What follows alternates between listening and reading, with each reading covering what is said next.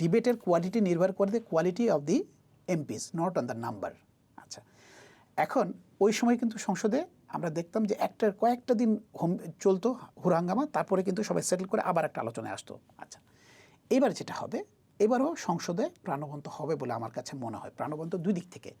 এইখানে জামাত যেটা করবে, জামাত যে খুব বেশি ভায়োলেন্ট আচরণ করবে তা আমার কাছে মনে হয় না।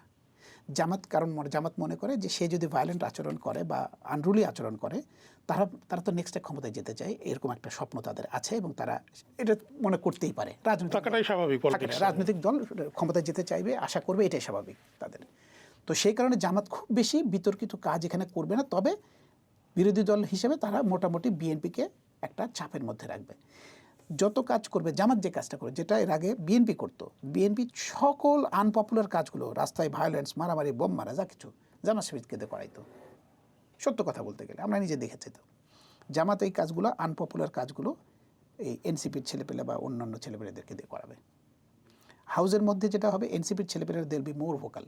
এবং তার অন্যতম বিষয় থাকবে, প্রথম কথা হচ্ছে, এবার দেখবেন আপনি খেয়াল করে, আমার কাছে মনে হয়, হতেও পারে নাও হতে পারে, রাষ্ট্রপতির ভাষণের মধ্যে হয়তো তারা ওয়াকআউটও করতে পারেন, অথবা হইচই চিৎকার চেঁচামেচি করে ওনার ইমপিচমেন্টের দাবি করতে পারেন, যেটা নাহিদ তৈরি একটু ইন্ডিকেশন দিয়েছেন যে আমরা তাকে ইমপিচ করা উচিত।